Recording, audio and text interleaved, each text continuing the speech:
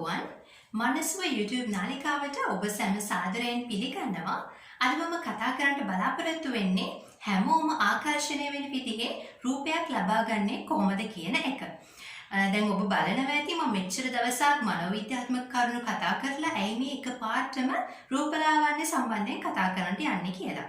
ඇත්තටම මම කතා කරන්න යන්නේ රූපලාවන්‍ය ගැන නෙමෙයි.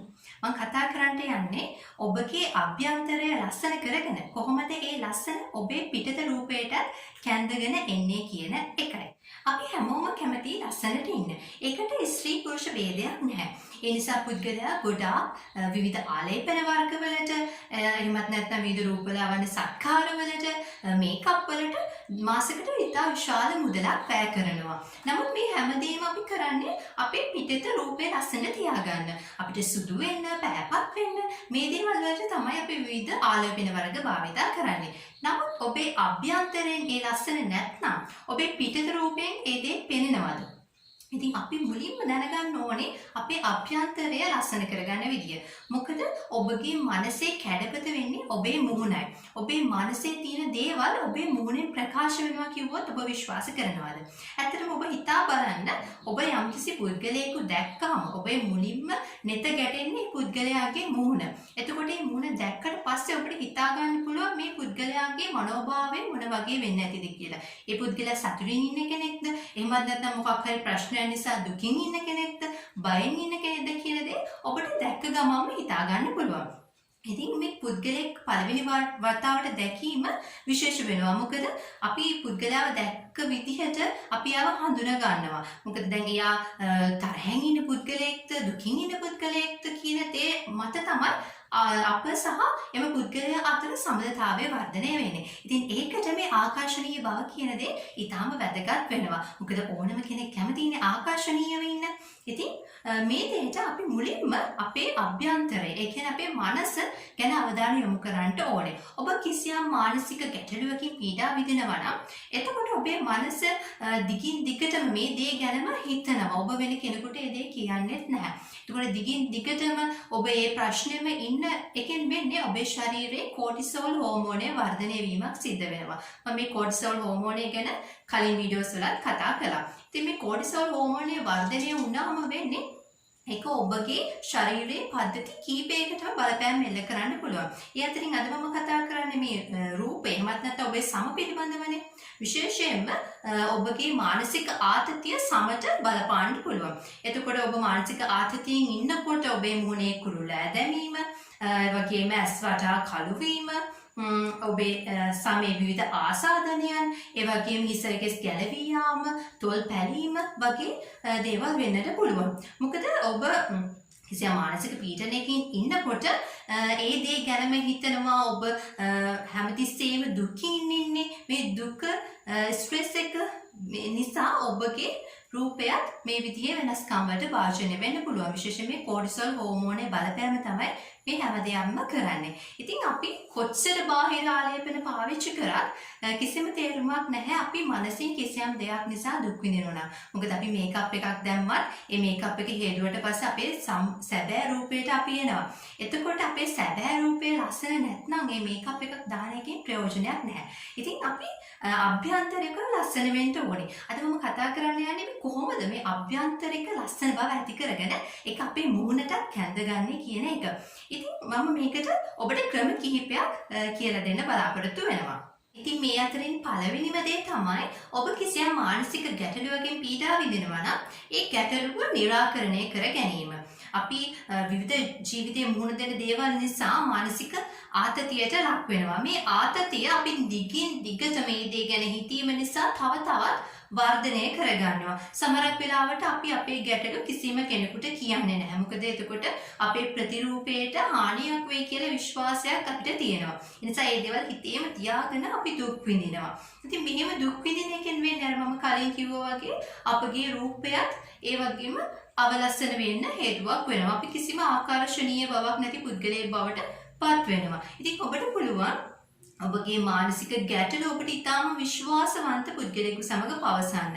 ඒ පැවසීම මගින් ඔබගේ ආතතිය යම් ප්‍රමාණයකට අඩු වෙනවා. ඔබට එහෙම විශ්වාසවන්ත කෙනෙක් නැතිනම් ඔබට පුළුවන් මනෝපදේශනයට යොමු වෙලා ඔබේ ගැටලුව ඉදිරිපත් කරලා ඒකට විසඳුම් ලබා ගන්න. මොකද මනෝපදේශකවරයෙක් බැඳී ඉන්නවා ඔබගේ රහස්‍යභාවය 100%ක්ම සුරකින්න. ඒ නිසා ඔබට කිසිම බයක් වෙන්න දෙයක් නැහැ. ඔබේ පෞද්ගලිකත්වයේ හෙළි වෙයි කියන බය ඇති කරගන්නට අවශ්‍ය වෙන්නේ නැහැ. ඉතින් මේ වගේ මුලින්ම කරන්න ඕනේ ඔබ ඔබගේ මානසික ගැටලුවෙන් නිදහස් වෙන එක. දෙවෙනි කාරණාව තමයි ඔබ ඔබටම ආදරය කරන්න. මේක ඉතාම වැදගත්. අපි මේ ඉන්න විදිහටම පිළිගැනීම ඉතා වැදගත්. ඔබට පුළුවන් මේ සඳහා ඔබ උදේම නැගිටින් පස්සේ මුලින්ම කණ්ණාඩියක් ගාවට ගිහිල්ලා ඔබ දිහාම බලන්න. බලලා කියන්න අද දවසේ මම හොඳින් ගත කරනවා. මම ඔබට ගොඩාක් ආදරෙයි. මම අද දවසේ ඔබව සතුටින් තියනවා කියලා ඔබ ඔබටම කියන්න. මේක ගොඩාක් ඉෆෙක්ටිව්.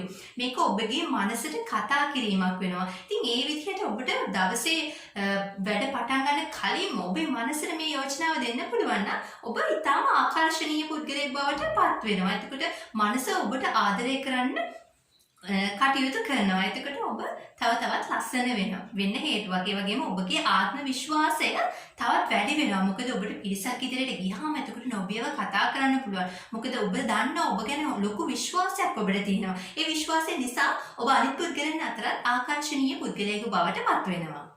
තුන්වෙනි කාරණාව තමයි ඔබේ මනස සංසුන් කර ගැනීම. මේක ඕනම කෙනෙකුට ප්‍රායෝගිකව භාවිතා කරන්න පුළුවන්. ඒ වගේම ඊටාම ප්‍රතිඵලදායකයි. මේකේ පළවෙනි ක්‍රමයේ විදිහට මම ඔබට කියන්නම්. ඔබ උදෑසනම නැගිට්ටට පස්සේ ජනෙල් දොරවල් ඔක්කොම අරින්න. එතකොට ඔබගේ කාමරයේ එහෙම නැත්නම් ඔබේ නිවස ඇතුළට පිරිසිදු ඔක්සිජන් වායුව එනවා. එතකොට ඔබට පුළුවන් ඔබ ඉන්න තැනම කියන්නේ පුටුවක වාඩි වෙලා වෙන්න පුළුවන්, නැත්නම් ඇඳේ ඉඳගෙන වෙන්න පුළුවන්. මේ ඕනම විදිහකට ඉඳගෙන ඔබ හොඳින් ගැඹුරින් හුස්ම ගන්න ඕනේ. ඒ ගැඹුරින් හුස්ම ගන්නකොට මම ඔබට එකක් කරලා පෙන්නන්නම්.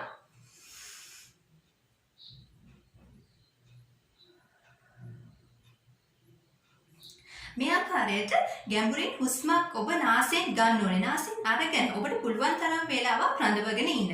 රඳවගෙන ඉඳලා ඔබගේ කටින් මේ හුස්ම පිට කරන්න. මේ විදිහට 10 පාරක් කරන්න. ඔබට දැනේ ලොකු වෙනසක් මේක කරලා ඉවරුනාට පස්සේ ඔබේ ශරීරයට එතකොට ඔක්සිජන් වායුව ඇතුල් වෙනවා. මේ ඔක්සිජන් වායුව ඇතුල් වීමත් එක්ක ඔබගේ මනස සංසුන් වීමකට පත් වෙනවා. ඔබ ඒ වගේම ඔබ නිරෝගී වෙන්නත් මේක හේතුවක්. මොකද උදෑසන තියෙන හොඳම ඔක්සිජන් වායුව පරිසර දූෂණකින් තොර හොඳ ඔක්සිජන් වායුව අපට උදේ කාලේ ලබා ගන්න පුළුවන්. එතකොට ඔබ නිරෝගී වෙනවා. මේ නිරෝගීකමත් එක්ක ඔබගේ මනස සංසුන් වෙනවා. ඒ දේවල් එක්ක ඔබට ලස්සන රූපයක්, ආකර්ශනීය රූපයක් ලබා ගන්න එක හේතුවක් වෙනවා. ඒ වගේම ඊටාම වැදගත් උදෑසන නැගිට ගමම්ම වතුර වීදුරක් බොන්න පුළුවන් නම්. මොකද වතුර කියන්නේ අපිට අපේ ශරීරයට දිය හැකි මිල අඩුම හොඳම ඖෂධය. ඇත්තටම වතුර ඖෂධයක් බවට පත් කරගන්න ඔබට පුළුවන්. ඔබට පුළුවන් වතුර වීදුරක් අරන් හිතන්න මේක මම අද දවසේ මුලින්ම පානය කරන්නේ මේ දේ. මේ දේෙන් මම ලස්සන වෙන්න. මම තවත් ආකර්ශනීය පුද්ගලයෙකු බවට පත් කරන්න කියලා හිතලා ඔබට පුළුවන් මේ වතුර වීදුර පානය කරන්න. එතකොට වතුර වල තියෙන මේ ගුණයත් එක්කම ඔබ දාපු වර ඔබගේ යෝජනාවත් ඔබේ ශරීරයේ කියන්නේ ඔබේ මනසේ ක්‍රියාත්මක වෙනවා. එතකොට ඔබ තවත් ලස්සන පුද්ගලයෙක් බවට පත් වෙන්නට හේතුවක් වෙනවා. ඒ වගේම ඔබ උදෑසන නැගිට ගමම්ම පිරිසිදු වතුර වීදුරුවක් බොන එකත් ඉතාම වැදගත්. මේ පිරිසිදු වතුර වීදුරුවක් බීම මගින් ඔබගේ ශරීරයට පළවෙනියටම ඇතුළු වෙන්නේ මේ ජලය. එතකොට මේ ජලයට හැකියාවක් තියෙනවා ඔබව නිරෝගී කරන්න. මොකද උදෑසන ඔබ නැගිට ගමන් තේ එකක් බොනවා නම් ඒක රසන තියෙන දෙයක් නේ. ඒ වගේ නැතු අපේ ශරීරය සිසිල් කරන්න පුළුවන් මේ වතුර වීදුරුවක් බොන එකෙන්. ඔබ දැනටමත් දන්නවා ඇති ජලයේ තියෙන ගුණ ගැන. මම මේ ගැන වැඩිදුර කතා කරන්න බලාපොරොත්තු වෙන්නේ නැහැ. ඔබට ඉන්ටර්නෙට් එකේ ඒ ගැන සර්ච් කරන්න පුළුවන්. ඉතින් මේ වගේ වතුර වීදුරුවක් දිනපතා මුදේ නැගිට ගමන් බොන එකෙන් ඔබේ මනස සංසුන් වෙන්නත් එක් හේතුවක් වෙනවා. ඔබ දවසම ප්‍රබෝධමත් ගතියක්. ඒ කියන්නේ වතුර වීදුර බීලා ඉවර වෙච්ච ගමම බලන්න ඔබ උදේ නැගිට ගමන් මේක බොන්නේ. එතකොට ඔබේ මූණටත් ඒක යම් වෙනසක් දැනෙනවා. මේක ප්‍රායෝගිකව අත්හදා බලපු දෙයක්. ලොකු වෙනසක් දැනෙනවා ඔබේ ඇස් වලට විශේෂයෙන්ම කිසියම් ලිහිල් වීමක් සිද්ධ වෙනවා වගේ දැනෙනවා. ඔබ මේ දේවල් අත්හදා බලන වගේම වතුර වීදුර බොන්න කලින් ඔබට අවශ්‍ය ලස්සන රූපයක් ලැබෙන්න කියලා ඔබට යෝජනාවක් ඉදිරිපත් කරන්න පුළුවන්. දැන් ඔබ වතුර වීදුරක් අරගෙන ඔබ ඒක අතේ තියාගෙන ඔබට හිතන්න පුළුවන් මම මුලින්ම මගේ ශරීරයට ලබා දෙන පානය තමයි මේ ජල වීදුරුව. ඉතින් මේ ජලයෙන් මම තවත් ලස්සන කරන්න මට ආකර්ශනීය රූපයක් ලබා දෙන්න කියන යෝජනාව ඔබට එක් කරන්න පුළුවන්. එතකොට මේ ජලයේ තියෙන ගුණයන් එක්ක ඔබගේ යෝජනාවත් එකතු වෙලා තමයි ඔබේ ශරීරයට ගමන් කරන්නේ. ඉතින් එතකොට ඔබේ ශරීරය තව තවත් ලස්සන වෙන්න මේක හේතුවක් වෙනවා. ඒ වගේම තමයි අපිට අපේ ශරීරයට දිය හැකි මිල අඩුම ඒ වගේම වටිනාම ඖෂධය තමයි ජලය කියලා හඳුන්වන්නේ. ඒ වගේම ඔබේ මනස සංසුන් කිරීමට හැකි අනිත් ක්‍රමය තමයි සංගීත කාණ්ඩයකට සවන් දීම. මේක අපි හඳුන්වනවා රිලැක්සේෂන් මියුසික් කියලා. ඔබට රිලැක්සේෂන් මියුසික් ඉන්ටර්නෙට් එකෙන් ඩවුන්ලෝඩ් කරගන්නට පුළුවන්. මේ වගේ මියුසික් එකකට සවන් දීම මගින් ඔබේ මනස ඊටම සංසුන් භාවයට පත් වෙනවා. හැබැයි මේක අහනකොට අපි විශේෂයෙන් මේකට අවධානය යොමු කරන්නට ඕනේ. අපිට යමක් ඇහෙනවා කියන එකයි අපි අහනවායි කියන එකයි දෙකක්. මොකද අපිට ඇහෙනවායි කියන එක අපිට බාහිර පරිසරයේ තියෙන ගොඩාක් ශබ්ද අපිට ඇහෙනවා.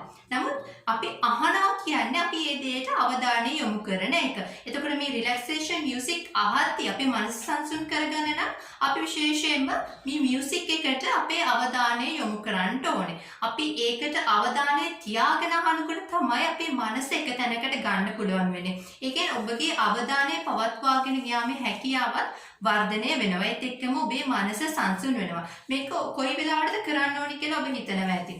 මේක ඔබට දවසේ ඔබ නිදහස් වෙන්න ඕනෑම වෙලාවකට කරන්න පුළුවන්. විශේෂයෙන්ම ඔබට මේ දේ රාත්‍රී නිින්දට යාමට පෙර කරන්න පුළුවන් නම් ඒක ඊටාම ප්‍රතිඵලදායකයි. ඔබ මියුසික් එක අහද්දී විශේෂයෙන්ම හෙඩ්ෆෝන්ස් ගහලා අහන්න පුළුවන් නම් ඒක ඊටාම වැදගත්. මොකද එතකොට ඔබට බාහිර ශබ්ද වෙන කිසිම දෙයක් ඇහෙන්නේ නැහැ. ඔබගේ අවධානය යන්නේ ඔබේ කන් දෙකට ඇසෙන දෙයට පමණයි. එතකොට මේ වගේ ඔබට පුළුවන් පරිසරයේ ශබ්ද එහෙමත් නැත්නම් ඊටාම සියුම් සංගීත නාද වගේ දේවල් වලට ඇහුම්කන් දෙන්නට පුළුවන්. ඒක ඔබේ මනසට ලොකු සැහැල්ලුවක් ලබා දීමට හේතුවක් වෙනවා.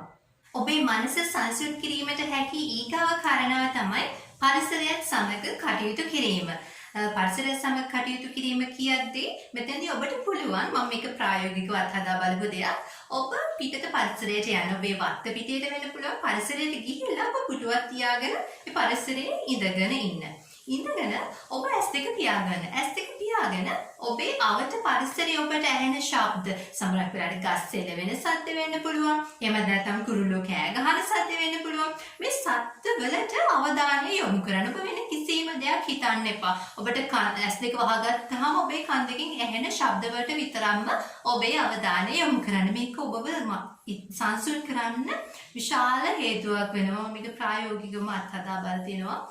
ඇත්තටම ගොඩාක් ඉෆෙක්ටිව්. මේක අපිව ඉතාම සංසුන් කරන්න පුළුවන්. මොකද පරිසරය කියන්නේ මේ අපි මනුෂ්‍යයන් වශයෙන් පරිසරයත් සමග බද්ධ වෙලා ඉන්නේ. අපි මේ පරිසරයට යා යුතුයි. අප ගොඩනැගිලි ඇතුලේ මේ ගත කරන ජීවිතේ හරීම ඒකාකාරී. ඒක අපිට ලොකු පීඩනයක්. ඉතින් පරිසරයට ගිහිල්ලා මේ පරිසරයත් එක්ක ඔබ යම් මොහොතක් ඉන්න පුළුවන් නම් ඒක ඔබේ මනස සංසුන් කරන්න විශාල හේතුවක්. එතකොට ඒ පිටතේ තියෙන ඔක්සිජන් වායුව ඔබ ආග්‍රහණය කරනවා. ඒ පරිසරයත් එක්ක ඉන්නවා. එතකොට ඔබගේ රූපය ලස්සන වීමට මේක හේතුවක් වෙනවා. දැන් මම කතා කරේ පරිසරයේ ඇහෙන ශබ්ද වලින් කොහොමද ඔබේ මනස සංසුන් කරගන්නේ කියන දේ. මේ ශබ්ද වලට අමතරව ඔබට පුළුවන් පරිසරයේ ඔබ දකින දේවල් මගිනොත් ඔබේ මනස සැහැල්ලු කරගන්න. මේකදී විශේෂයෙන්ම වැදගත් දෙයක් තමයි ඔබට පුළුවන් අහස දිහා බලාගෙන ඉන්න. මේක රාත්‍රී අහස වෙන්න පුළුවන්. එහෙමත් නැත්නම් දවල් කාලේ වෙන්න පුළුවන්. මේක ඉතාමත් ඉෆෙක්ටිව්. මම ගොඩාක්ම ප්‍රිය කරන දෙයක් තමයි මේක. විශේෂයෙන් කොහේ හරි දුර ගමනක් යනවා නම් මම ගොඩාක් කැමතියි අහස දිහා බලාගෙන ඉන්න. එතකොට අහසේ බලාකුළු ගමන් කරන ආකාරය, සමහරක් වෙලාවට අහසේ තැන් තැන් වල පාට වෙනස් වෙන ආකාරය මේක ඉතාම මනස නිවන දෙයක්. මම ගොඩාක් මාස කරන ඒ වගේම ගොඩාක් මනස සැහැල්ලු වෙන දෙයක් තමයි මේ දේ. එතකොට ඔබට වෙන කිසිම දෙයක් හිතෙන්නේ නැහැ. ඔබ මේ සුන්දරත්වයේ තමයි විඳින්නේ. සුන්දරත්වයේ ඔබ කවදාවත් සමහරක් වෙලාවට අහස දිහා අවධානයෙන් බලන්නේ නැතුව ඇති. අහසේ තියෙන රටාව ඔබ ඇත්තටම හඳුනාගන්නත් නැතුව ඇති. ඔබ මේ දේ උත්සාහ කරලා බලන්න. ඔබ බස් රථයේ ගමන් කරන වෙලාවකට උනත් ඔබට පුළුවන් අහස දෙස බලාගෙන ඉන්න. විශේෂයෙන් හයිවේ එකේ යද්දි මේක ගොඩාක් හොඳට කරන්න පුළුවන්. හයිවේ බස් එකක යද්දි ඔබට අහස හොඳටම පැහැදිලිව පේනවා. මොකද ගස් වැල් වැඩි නැති පරිසරයක් නිසා ඔබට පැහැදිලිවම අහස දකින්න පුළුවන්. ඉතින් ඔබ මේ දේ උත්සාහ කරන්න ගොඩාක් ඔබේ මනස නිවනවා. ඒ දේ නිසා ඔබගේ මං කිව්වා වගේ පිටත රූපයක් ලස්සන වෙන්න මේක හේතුවක් කරන් ගන්නට පුළුවන්. පරිසරය කියන්නේ ඇත්තටම අපිට ඖෂධයක්. පරිසරයෙන් අපිට ගන්න පුළුවන් දේවල් බොහෝමයි. මොකද මම කලින් කිව්වා ශබ්දය මගින් කොහොමද අපේ හිත සංසුන් කරගන්නේ. දැන් මේ වගේ අහස දිහා බලාගෙන ඉන්න එක මගින් කොහොමද අපේ මනස සංසුන් කරගන්නේ. කියන්නේ අපිට මේ පරිසරය කියන දේ අපි පරිසරයට හානියක් නොකර අපිට පුළුවන් අපගේ නිරෝගී බව උදෙසා මේ පරිසරයේ ප්‍රයෝජනයට ගන්න. ඉතින් ඔබ මේ ටෙක්නික්ස් පාවිච්චි කරන්න. ඔබ බලන්න නැති මේ ටෙක්නික්ස් පාවිච්චි කළා කොච්චර කාලයකින්ද මට ප්‍රතිඵල ලබා ගන්න පුළුවන් කියලා.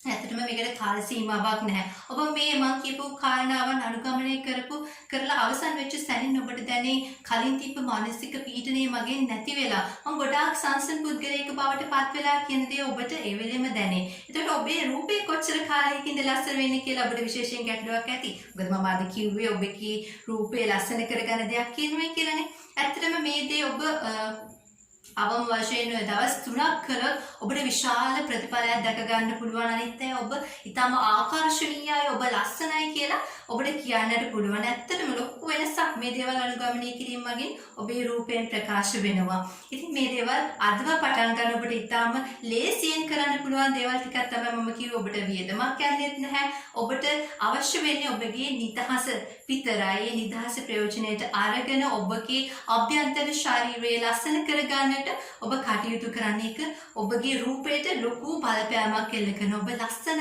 ආකර්ශනීය පුද්ගලයෙකු බවට පත් කරන්නට මේ දේවල් හේතු වෙනවා. ඉතින් අද දවසේ වීඩියෝ එකත් ඔබට ඉතාම වැදගත් වෙන්න ඇති කියලා මම හිතනවා. දිගටම මගේ වීඩියෝස් නරඹන්න, මගේ channel එක subscribe කරන්න, ඒ වගේම වීඩියෝ එකක් දැම්ම සැනින් ඒ ඔබට නැරඹීම සඳහා bell icon එක click කරන්න. තවත් දවසක මේ වගේ වටිනා මාතෘකාවක් සමග හමු වෙමු. ඔබට සුබ දවසක්.